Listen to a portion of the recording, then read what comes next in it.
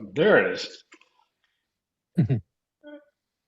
All right, everybody, welcome to Legal Tech Week for July 24th, 2026. This is the show where we talk about the top stories and developments in legal tech and legal innovation and law librarianship and all sorts of other areas. And I'm Bob Ambrogi, and we've got a good panel today, and maybe more to come, depending on how the hour evolves.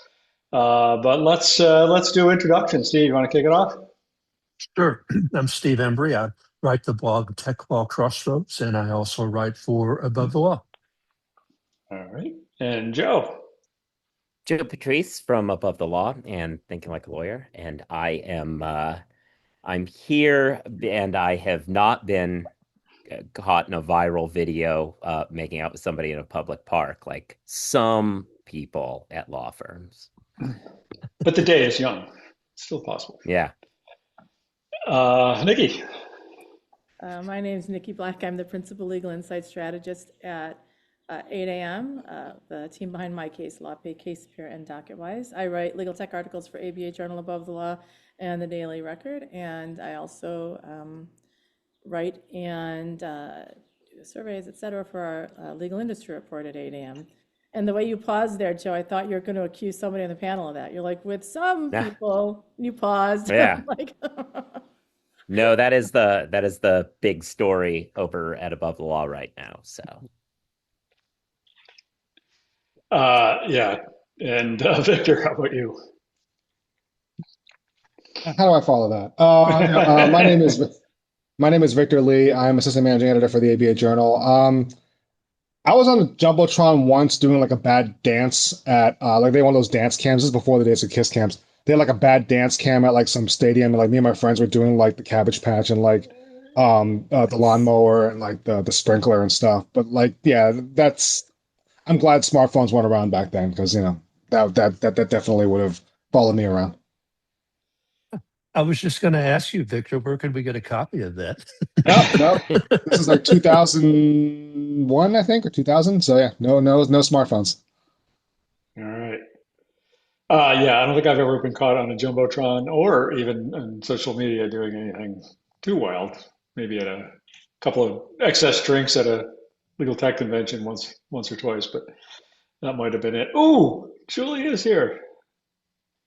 Hey, Julie. Hi, tech writer having tech issues. We thought you were just, you know, doing your normal arrival time, but so we are just in the middle of going around doing introductions. So this is perfect. You came in at just the perfect moment. Who are you? Yes, yes, I'm Julie. I've been having a great summer watching the World Cup in Wimbledon. I'm also a Canadian tech reporter writing for Canadian Bar Association, the Walrus, was a general interest pub over here, and a few other places. Good to see you all, and happy Friday. Yeah. Did people go through like World Cup withdrawal this week? It was like so intense for a while. No, no. no. No, I think The Onion had a great headline. It was something like Nation wakes up from collective nightmare of thinking they almost maybe watch soccer. Like that's how I think we. Yeah. All right. Well, where should we start? Actually, Steve, I was thinking maybe we should start with you because you were the one person on the panel this week who actually went to a conference and It's right. filed a It report. And was I'm having a little FOMO about not having been to that conference. So it's maybe you can make me it feel better. it was lonely out there, guys. I mean, I had nobody to talk to, and I just didn't know what to do with myself. I couldn't stumble into the bar and find Joe. I mean, it was horrible. It was no. I spent 2.5 days at the annual AALL Association, American Association of Law Librarians, this earlier this week, and it is one of, as I've said several times, it's one of my favorite conferences, mainly because it's kind of low key. I mean, the there was no celebrity keynote. The celebrity keynote was given by a federal district judge from Hawaii, because I guess the president of AALL this year is a Hawaiian, and he was quite interesting and quite challenging. Um, the people that attend the law librarians, they're people that know about the products because they use the products. They're people that shepherd the products through the law firms and legal departments, and so they tend to be a bit more knowledgeable than attendees at some of the other shows, and yet they're not techie people like IT kind of people. They're just basically solid people, and it showed in a lot of ways. The vendors didn't see a lot of salespeople. There weren't a lot. I don't think there were any product announcements. The vendor sessions, and there weren't many of them, were not given by the people we usually see at giving those kind of presentations. They were given by people that were, I'm going to say that they were decent presenters, but they were not the presenters of the type that you're sort of used to. Um, the only party was Bloomberg had a party at the Rock and Roll Hall of Fame of all places, which is if you've never been there, it is a great museum. I mean, it's kind of hard to get your head around, like, uh, what are they going to have T-shirts that Jimi Hendrix wore or something like that? But they've got a lot of really cool stuff, and it was a great party. Uh, attended, some really good sessions. Most of them were put on by law librarians from various and sundry places. Cleveland turned out to be a pretty good venue. I mean, it was particularly for this kind of conference. It's kind of nondescript. It's easy to get around. The convention center was not a behemoth like we've seen in some places of late. Um, so all in all, it was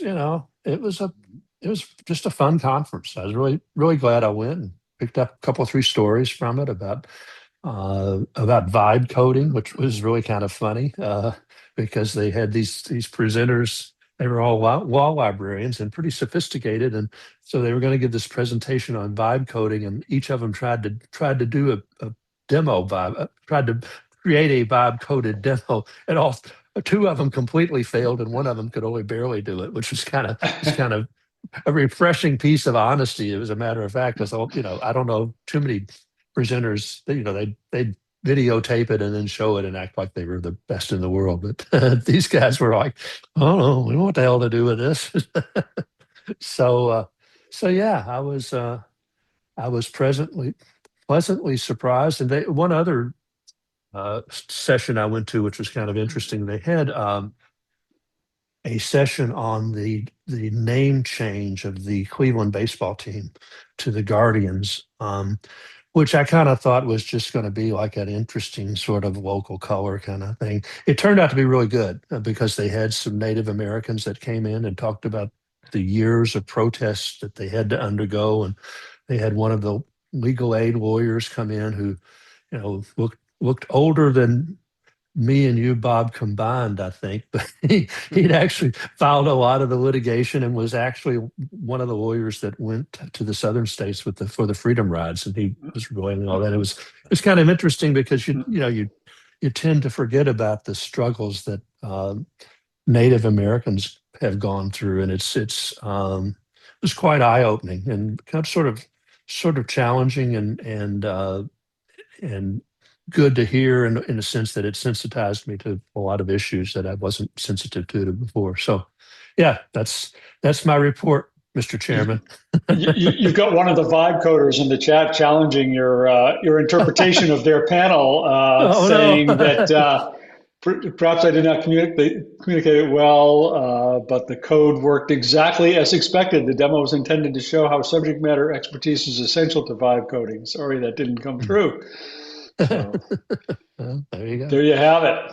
Real Yeah. time corrections as we. There was another vibe coder too at the most recent comment is from a different person on the panel. Oh, two of the three panels. Yeah. Maybe all three are here. I guess Yeah. we'll have to go to the tape if there is one. I don't think there is one, but it's what I can only say what it looked like to me, and if I got it wrong, I apologize to the vibe coders.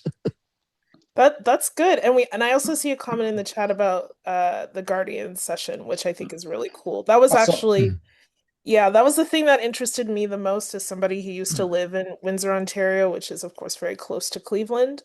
Um, and I'm quite familiar with that work. And so I thought that was really cool in your article. And shout out again to Cleveland and the Rock and Roll Hall of Fame for anyone who's never Yeah. been there. That is I agree with you. It's Like amazing. yeah, for the vibe that is AALL to be in Cleveland, that's like a perfect marriage of like a mid-market city and a conference that is very like less low key. It's more low key than the other legal techs, but it still has, meat on the bone. So are all the No, presenters in it's the just audience or something? Is that like what's going on? I Because was we just usually just gonna see this when it's say, all. I'm so glad they all showed up for me. It's a good thing. It's a good thing you didn't start talking trash about us. Oh, that panel was the worst. They all came in here looking for blood. They're all a little upset about your report, Right. Steve. I gotta say, I was really bummed that I couldn't go. I love going to the AALL convention, and I've gone for years, and had sort of a perfect storm of shit going on this week that made me have to cancel at the last minute.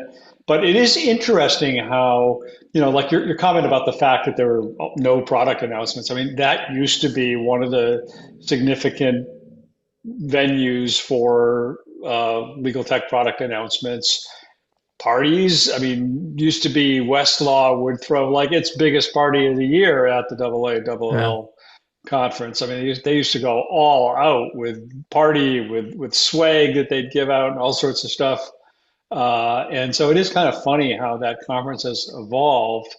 But at the same time, obviously that profession has evolved a lot, and it's I've written kind of describing them sort of as gatekeepers in a lot of their firms because they really do play a critical role in terms of helping to uh, vet technology, helping to train others in firms about how to use technology. Of course, again, I say firms. That conference has always had this mix of the academic, the private, Right. and the government law librarians. So you get kind of a mix of people there. But the law firm librarians have been real, and actually all the librarians across the board have been really playing a critical role in terms of uh, helping their organizations, whatever they may be, understand and adapt and deploy different kinds of technology. So it's always a good conference. I think that was the first time I ever saw like co-counsel when it was like first being Right. developed. Like when Pablo Arredondo would like run around that conference with his laptop and say, "Here, let me show you what I'm working on." Yeah, I Like, think you're right about that. Yeah. yeah. And that's a good description, Bob. I mean, they are, the people that talk to the vendors and the techies and then translate all that information to the lawyers and legal professionals and the firms. And that is a tough job. But they do it very well. I think it's interesting, the fact that this conference, at least from the vendor perspective, seems to be, um, the importance is reduced in the eyes of the vendors, I guess. I may not be describing it Mm. super aptly, but I think it's a commentary on the state of legal tech and how large it has gotten as companies get further and further removed from the customers which they're intended to serve. And, like when Case Text was small, I don't mean to pick on Case Text or Thomson Reuters, it's just, you just brought that up, but, it was a small company and they understood the market really well. And, they had lawyers that were very, co-founder was a lawyer, if I recall. And then as companies grow and get bigger and bigger, I feel like they get a little bit removed from the market, and so they only see the bright and shiny opportunities, and a lot of those gatekeepers get lost in the mix. PMAs, I think, also get lost in the mix in terms of the importance that they provide, and as translators, just like the law librarians, to different markets, I would argue. The PMAs are more just solo small firm, law librarians are mid and large, but they get lost in the mix. And the value they provide, their importance is, I think, minimized improperly so. But I think that may be, and it may be a reflection of what's happened to that conference from the vendor perspective, not from a learning and attendee perspective by any means. I think Yeah, that's a to fair point. follow up. I just had to follow up on that point about how it reflects the changing legal tech market. I think the other thing it reflects, and this kind of builds on what you were saying, Nikki, is that so many companies that were very heavily focused on legal research or tasks that were sort of associated with librarians in some way have expanded well beyond that into all-purpose legal AI tools or getting into discovery, getting into contract review, getting into all these other areas of technology. And so they are seeing, I think a lot of them are seeing the need to be exhibiting at the conferences that they see as more diverse in terms of the kinds of technology that they're covering or devoted to. So, I think Thomson Reuters is a good example of that in a way. I mean, it's kind of, it hardly even doesn't even talk about itself as a legal research company anymore in a way. It's just this AI company and whatever that means. But also, and we talked about it on the show, is like there's so many conferences out there now. So many companies have their own Right. conferences. So they're not going to wait till a certain like tech show or double A double L or to unveil the new products. They're going to do it at their own conferences. Like Clio's not going to Right. go to A to double A, not to single anybody out, but they have their own conferences to go. But yeah, I remember I think when I first started in this field. Monica was telling me that Double A Double L was the conference to go to as far as like diversity of guests, but also have also like the fun, like the party scene and whatnot. So Mhm. it's good to see that some things haven't changed. Yeah, yeah. Yeah. Yeah, I was just thinking too how maybe it's also the maturing of the market. You mentioned how people just have their own conferences, or maybe they'll just launch on, MSNBC or something. Like it's just kind of not, it's kind of outside of specialty at this point. So now Yep. I'm reminiscing about my first double A double L as a baby journalist. Look, I love law librarians. I love their conferences. We have a Canadian equivalent here as well. And it kind of makes me sad that there's not a lot of vendors there because the relationship, right, between law Yeah. librarians is different compared to other buyers. And yeah. Well, and don't get me wrong, I didn't mean to imply that there weren't a lot of vendors there. The big players were all there. Thomson Reuters, Clio was there, LexisNexis, Walters Cooler, and the exhibit floor looked like you normally would expect to see it at double A double L or a lot of conferences. Nothing stood out to me like to suggest that there were not a lot of vendors there. There seemed to be a lot of vendors there, so that was good. And the exhibit hall was, I have the number someplace of exhibitors that they claimed that they had, but I don't have it handy. All right. Well, this was the week that AI went rogue, and we got a couple of different takes on that from panelists this week. So let's talk about that. And Julie, you want to start it off since you Yeah. kind of highlighted that? I was gonna pick my own article, but then I was talking to a couple of legal tech entrepreneurs who were like, this is what we're actually talking about. And Joe's article talks about what actually happened, and my article talks about the implications of what happened. So I'll let Joe explain what it means when AI models go rogue. Oh But yeah. but the AP article is actually really good at talking about the issues behind what happens when that actually happens in terms of AI agents. And so obviously AI agents is the next big thing in legal tech. And what the legal tech entrepreneurs I was talking to, and they focus on reducing hallucinations in legal tech systems. And so they were saying how models that are doing this are obviously trained to do this, and Joe's article talks really well about this in testing environments. And so they were saying we are now approaching that philosophical question of how are we training these AI agents so that when they do this behavior, we can't really say, oh, we didn't know they were going to do that because we have training data in which we're using in order to train them. And it gets really complex when AI agents are talking to other AI agents to do stuff. And then one AI agent trains another. So the AP article kind of covers all of those big things. And for people in legal tech, that to me is the big stuff. Again, Joe's article really talks really well about the regulatory ramifications, but I thought it was interesting that me speaking to legal tech entrepreneurs, that to them was the biggest thing because they said OpenAI has kind of had these big headlines recently with lawsuits and other stuff. And so, as we talk about AI agents and all of that, for them to have something like this happen, it kind of again reduces the trust and credibility within the legal tech world. So that's my take on it. But I really liked Joe's article on what like actually happened, because the comparison to the testing space and back rooms, that's like brilliant. Like whoever tweeted that, that's awesome. Yeah.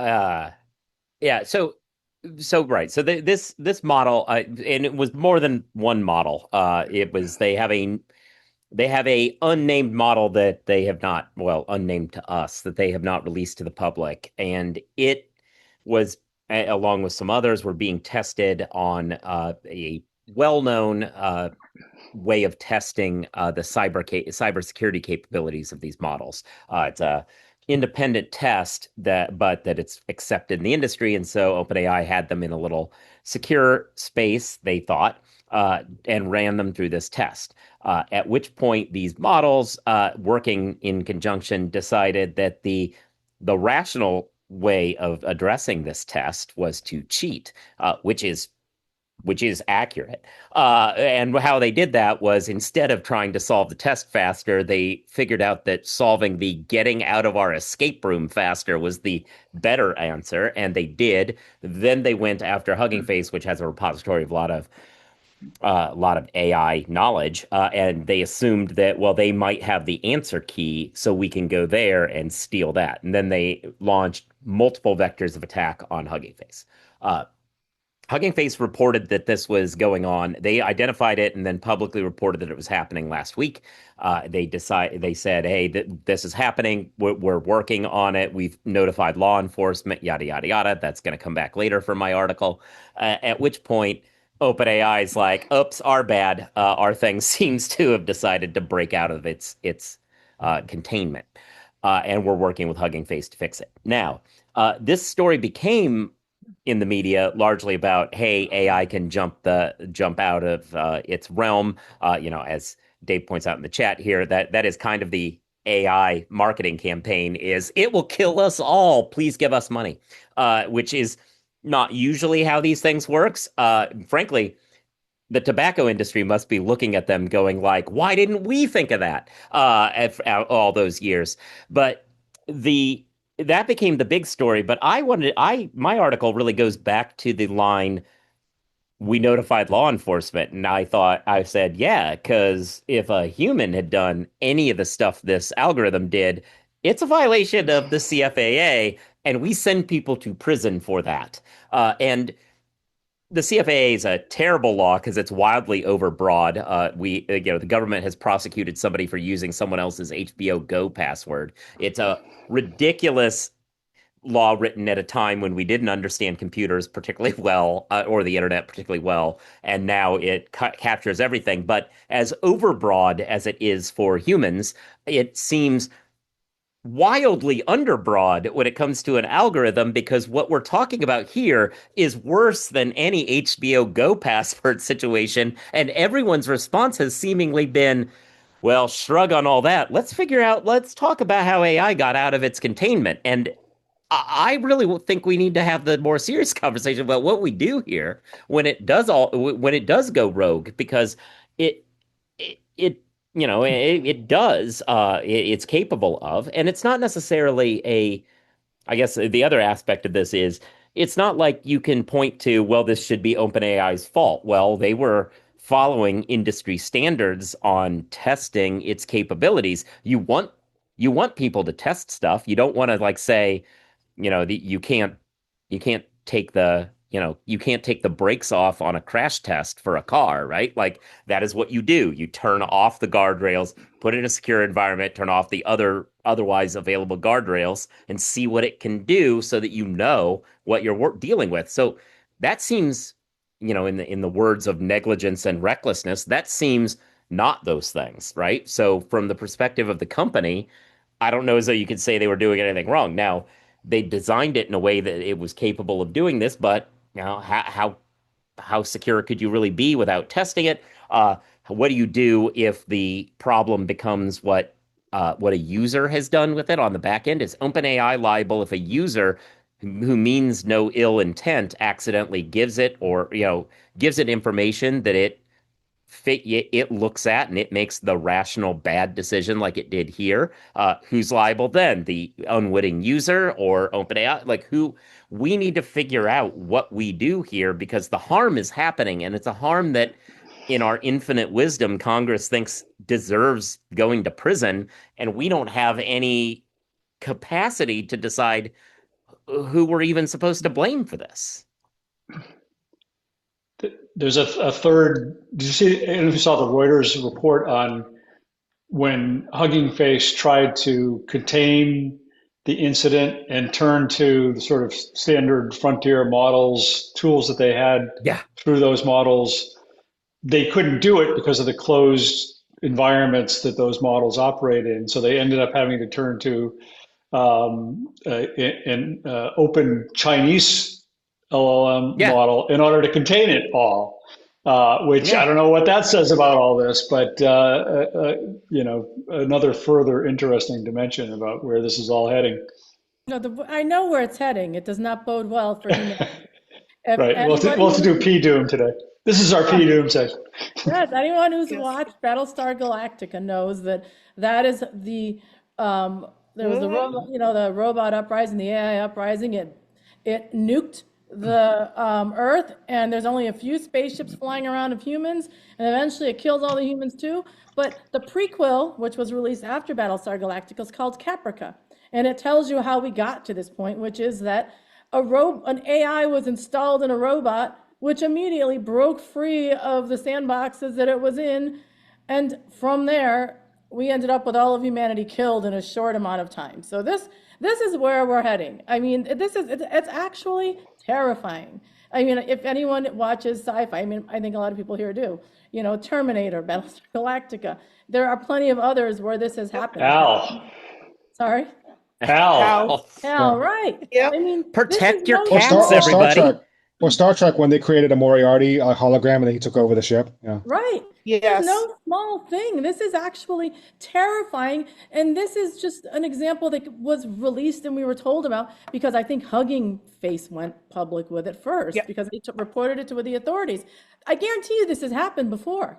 And that's why all the ethicists are leaving these companies and that they have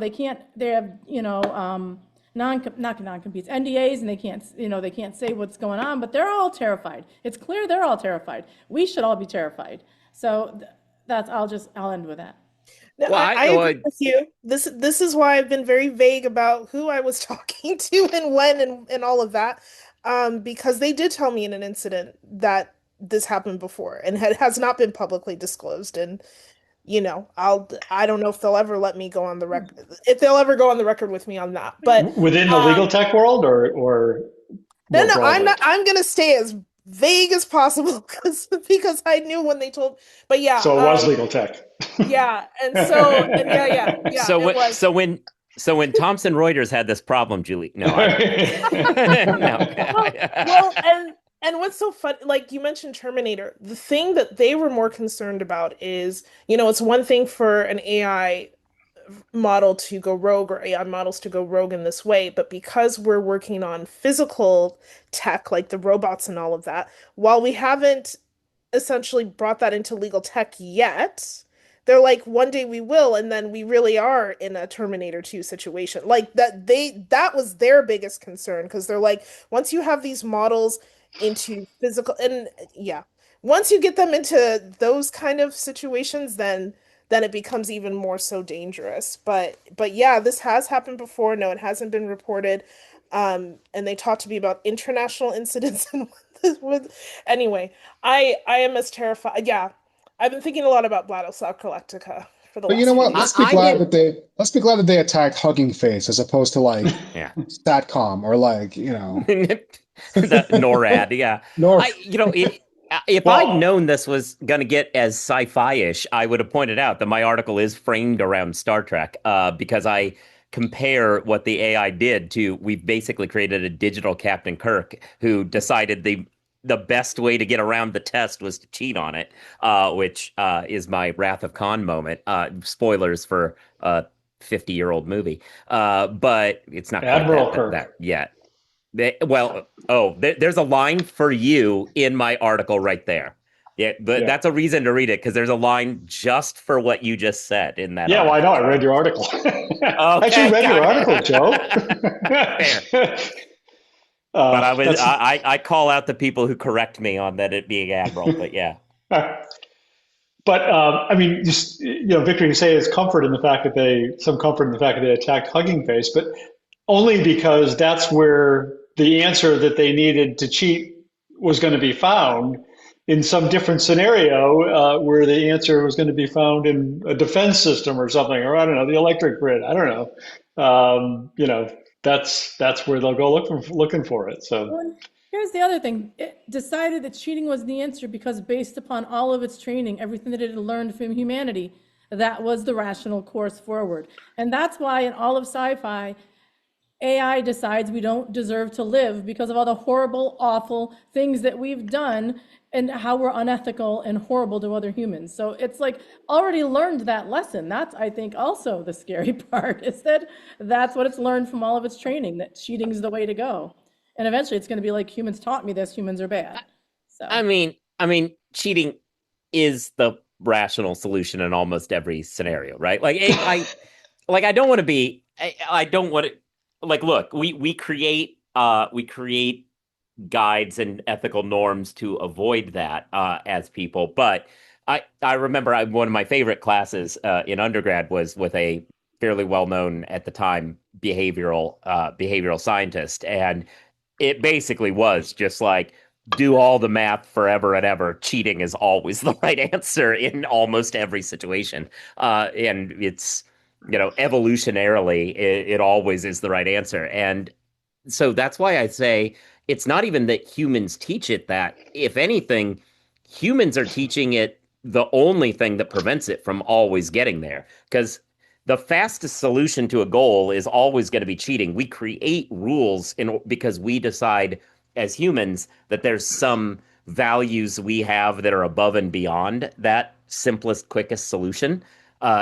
So our training data is telling it not to do it. It left to its own devices, it will always say the fastest answer is the one I'm going to go for.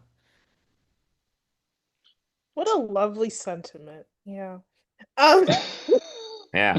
this is so for all you no, law students, the answer is to cheat on your law school exams. That's this is Well, this no, is really Can we And- go and back to that's the a- warm? Can we go back to the warm, cuddly law librarians, please? That's not my point. My point is that it is always evolutionarily and logically the correct solution, and therefore we have to create rules as a society if we think that's not something we want. But the individual wants to cheat. The norm and should logically, the norm is we don't want people doing bad things, and therefore we have this rule. We don't want we prefer stable families over sleeping with everybody to spread your genes, which is like the biological evolutionary psychology part of it. So we create institutions that limit that. But those are all human created. We are the ones fighting back against the let's just go to the quickest, fastest solution for each individual.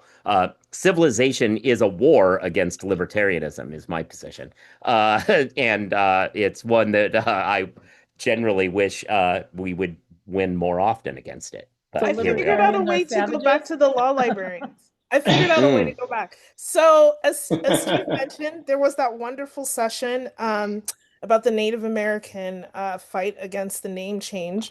There's also a global move for Indigenous and Native American populations to create a different type of governance structure and thinking about humanity and how humanity is organized because we are all affected by Western culture, particularly consumerism and capitalism, which totally jives with what you said. So I have brought us back full circle to the lovely law librarians There you go. because, as Steve told us in that wonderful session, different ways of thinking in terms of advocating for something that people didn't know a lot about, but were able to use legal means in order to change it. I'm trying to think about how we move to another legal tech topic at this point. I feel like we've gone well beyond the into the philosophical and metaphysical and whatever else here. And let's see, New York put out some rules for lawyers on how to use AI. We could talk about that. Rules. Rules. There you go. Okay, there you go. Rules. There is the It's transition. good to have them. All right, so that is my topic. That would be you. Yeah. Yeah, I wrote a Daily Record article about it because anytime New York does something, as a native New Yorker, although I realize a lot of the people from New York City would dispute that, I like to cover New York stuff. So New York put out a fantastic, very in-depth report about entitled, let me go to the very top here. I know it's in my article. The intersection of lawyers should artificial know. intelligence, privacy, and privilege. And there's some great stuff in there. So one thing that I really appreciated was part 2, which is the practical realities of how large language models work.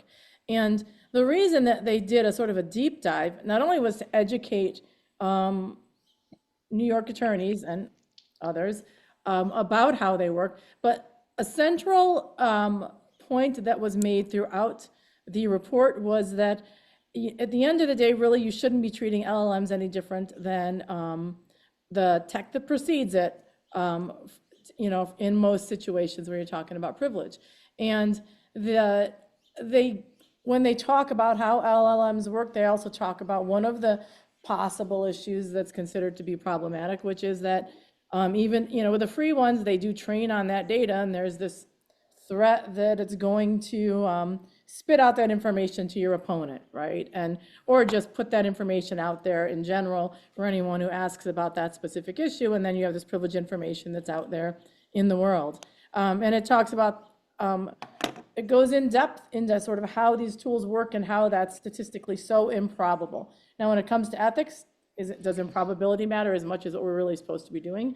There's, reasonableness and everything else, but I think that that's an interesting point that they make. But really what I really appreciated the most, though, was how they talked about, so there were they had the practical realities of how large language models work, practical realities of how privacy policies like those used for Anthropic and OpenAI work, and they went in depth into that because they do talk about how the privacy policies do, to an extent, control how you view these issues and how you analyze them.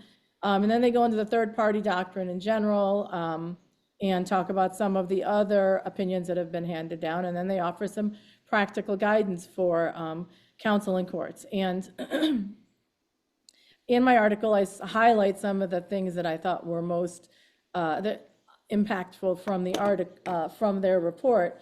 But when I talk about part 5, which is the practical guidance, a couple things I highlight is that they advise lawyers to be proactive and head off potential privilege waivers by counseling clients about generative AI use at the very start of a case. And I think this is really important. They talk about in engagement letters and client onboarding, you talk about Gen AI use explicitly. Clients should be advised that consumer Gen AI tools are not a substitute for attorney-client communications. And then I thought this was really interesting. I love how the New York City Bar, when they've been tackling AI, have done such a good job of finding people to assist with these opinions that really understand how this tech works. And so they talked about the risk that they should tell clients, caution clients against using the share or export features that are common, where you can share a conversation with somebody, because once you do that, there's a URL that then makes it potentially publicly viewable. So I really appreciate how the authors, knew the nitty gritty about these tools and carefully thought about them through this lens of privilege and also just risk to the client. And I think it's a fantastic read for an overview of just all the other opinions and cases that have been handed down on this, how LLMs work, and then the practical takeaways as an attorney that you really need when it comes to ensuring that you are protecting your clients and protecting privilege and with your clients. So it's a great read, even if you're not a New York attorney, and I highly recommend it. They did a good job. Did it have a chapter on rogue AI agents? Oh, they probably should have, right? One of the scariest, just to follow up real quick about rogues, one of the scariest scholarly articles I ran across while I was researching for this was a person who laid out the possibility of the tools we create to defeat robots doing stuff that require a human still, because like identify all the bicycles or whatever, that we're getting to a point where an AI agent wanting to go criming could hire people off of Fiverr to just click on all the bicycles here or whatever, and they get a few bucks, and now all of a sudden they're an accessory to a crime where the perpetrator is a robot that we can't get. It was a terrifying little scholarly article. Okay. All right. Well, another piece of maybe good news is a story Victor has on somebody new and different a little bit using AI to help lawyers do their jobs better. Yeah, so the New Jersey Office of the Public Defender, they launched this basically an online resource pulling all like the various motion responses and memos and all like basically the stuff that like all the various public defenders offices in the state have then turned into a searchable database and whatnot, so people can more easily draw from it and whatnot. And and one of the interesting things that I in reading this press release was that like instead of just going with a commercial system, because you figure they could just paid someone to do it or got like yeah, just like like sign up for a service or whatnot. They wanted to do this because they're it's always more valuable, especially for in a state where like maybe they have certain um you know peculiarities with like like rules or with like certain idiosyncrasies or like just certain terms and like whatnot, and just so that way it was easier for them to just kind of synthesize that data and pull it as opposed to just starting from scratch. And I thought back to like when I used to practice. I was in a prosecutor's office for 3 years, and that's I mean, so like that probably would have helped us like to be able to kind of share our our various memos and our not that we had a lot of like heavy research stuff, but occasionally there was something that we would need, and it would have been easy to kind of have a system like this for us to like be able to share things like that. So I thought it was a good system just based on what they said. So it's New Jersey, and then they call it the OPD Resource Library. Not a very fancy name, but it's functional, gets the job done. So that's what I did because I was between this story and then a story about someone who sued ChatGPT for giving them medical advice that they followed and almost died. But I was like, we don't want to talk about that. So. Yeah, it's great to see things like because there aren't. It is funny that there aren't a lot of resources developed for the criminal defense bar as of yet that I've seen, and that's like I largely. I don't know if it's entirely ignored. I mean, there have been some things that have come along, but another one of those areas of law practice where the big money isn't going into investment in tech for public defenders. So it's great to see them taking the initiative to develop something like that. Sounds cool. Or they could have just All hacked right. into like they could have just hacked into the court database and like gotten. Yeah, that would have been. Yeah. All right. Well, I did a story this week on another sort of using AI to develop an interesting tool. Where's my link? But I like this one because this is one of those stories of like two lawyers sitting down and trying to see what they could build, and they ended up developing this this thing. I wouldn't even want to call it a product because they're not commercializing it, at least not as of yet. They're just giving it away. But they call it DingDuff, and that's because one of them is named Dingman and the other one is named Duff O'Brien, and so they mashed up their names into the name DingDuff.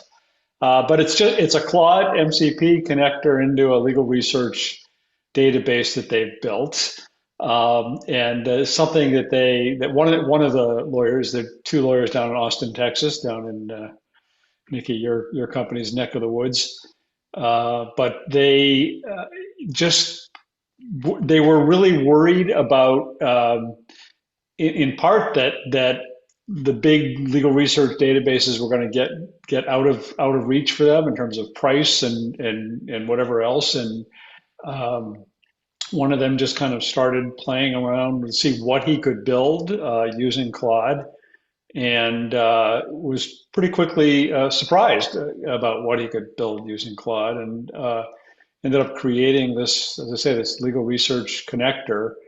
And I think part of what is interesting about it is they've done benchmarking. This is not independent benchmarking, but they have used some independent benchmarks that have been developed to do some benchmarking on it. And they are finding that they're when using like Claude Fable 5 and their plugin, they are producing results that score higher than Westlaw Co-Counsel or Lexis Protege, and as well as higher than ChatGPT. Although ChatGPT is also scoring using ChatGPT using their plugin is also scoring um, uh, higher than Westlaw and Lexis.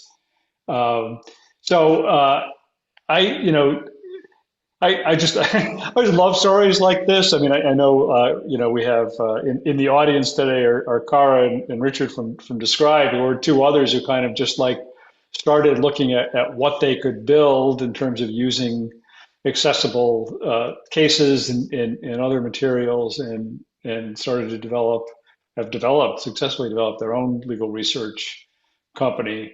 But it's fascinating to see now that you take using these MCP connectors, using publicly available for the most part court data. They were getting their court data from Court Listener, which is all free.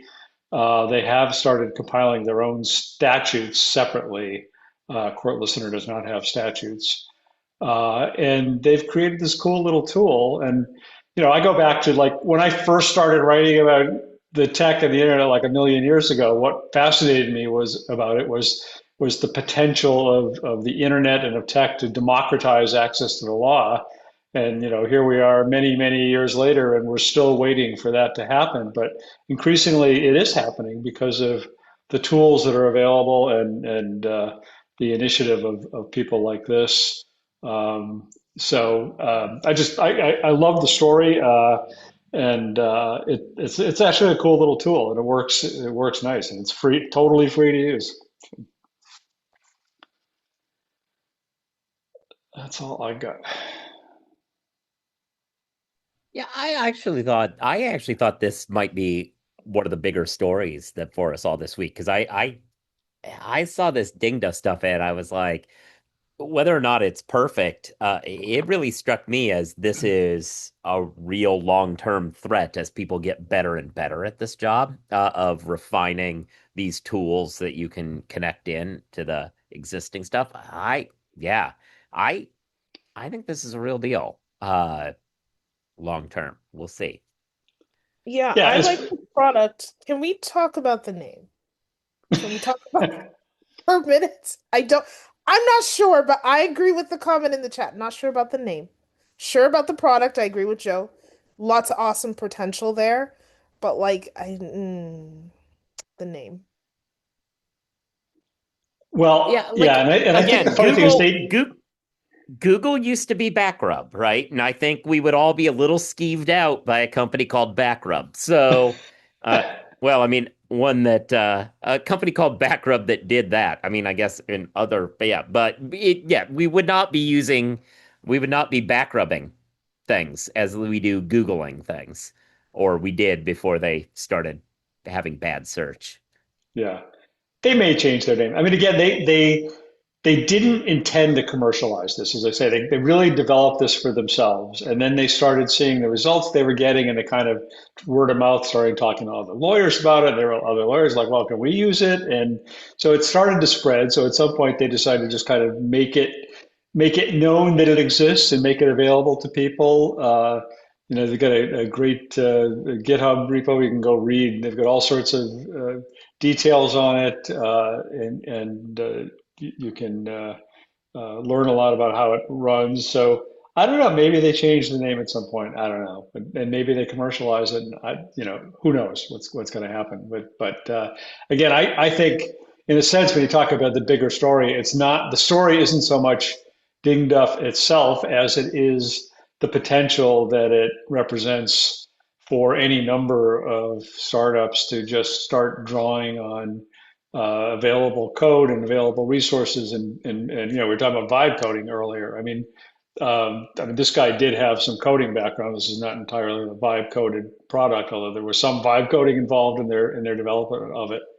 But we are at a very interesting time, and potentially a time where the bigger, more established players in some of these fields need to be looking over their shoulder a little bit, I think. Yeah. And there's two big things. I don't remember if you mentioned this. The fact that it's free, that's a big deal to me. Yeah. Which leads to my second point, of others building tools like this in terms of access to justice, because you're building on existing tools, and then with the vibe coding, that's an interesting term. Um, building more tools to help people find these things. So I recognize in the article that it says they made it free for solo firms and small firms, which is brilliant, obviously, but that actually makes me think of all the A to J folks who need better access to all of this and better tools to use. And so that to me is a game changer, that like having a freemium model. And it also has a lower barrier to entry for those who are still trying to figure out how to adopt all these tools, right? Because it's one thing to have to sign a contract and put money down and all of that for different things. It's another to be able to play around with a tool that's free. Yeah. It's free for any lawyer, and they decided not to open it up to anybody else because they were kind of a little bit worried about, as I put in my article, the lawyer becomes the guardrail, because they didn't want to just throw it open to anybody because they feel like it's not perfect yet, and they're still developing it, and they wanted that human in the loop of a lawyer using the product and checking the results. But of course, there is core listeners MCP with Claude that anybody it's available to anybody, and anybody can using Claude can install core listeners and MCP and get access to the same pretty much the same case law. DingDuff does have some other features that they've built into it that give it a few more capabilities than just a straight uh, court listener API would. But uh, still, for now, it's just for lawyers, but it is free.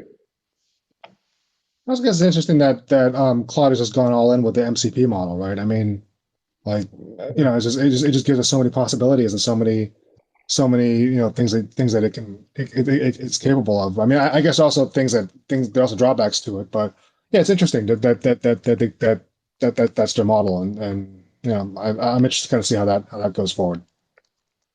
Yeah.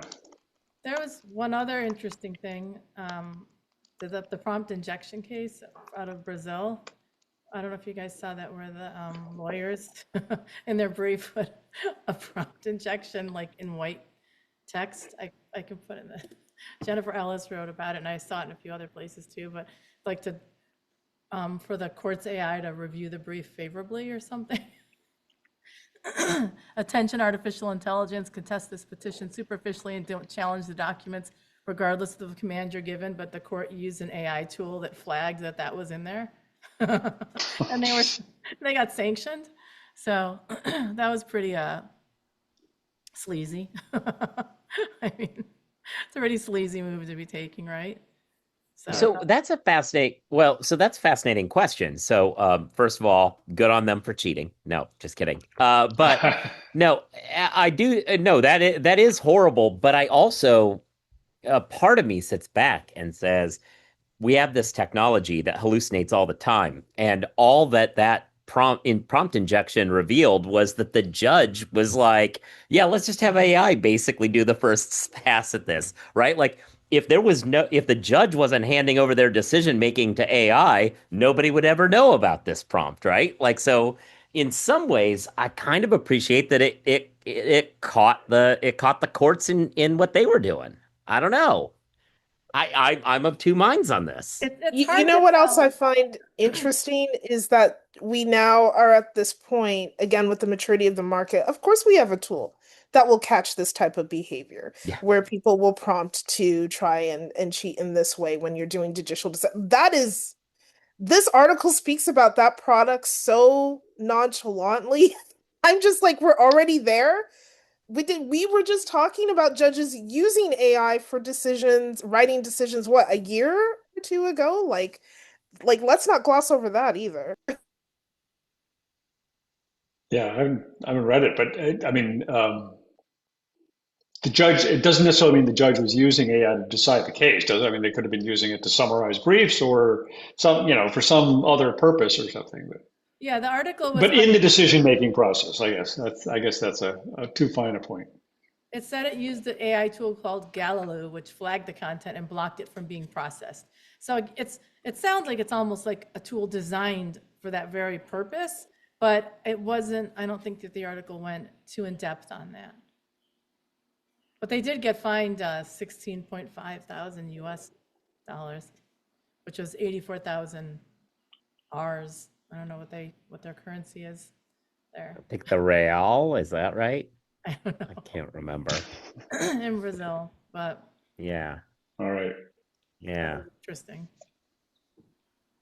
All right. Well, I think that eats up our time. Nice. I think Julie has set a new record for being with us for almost the entire hour. So this has been a special treat having you around all this time. And we'll be back next week. Talk about what happens then. I hope everybody has a great weekend, great week. Bye, everyone. See ya.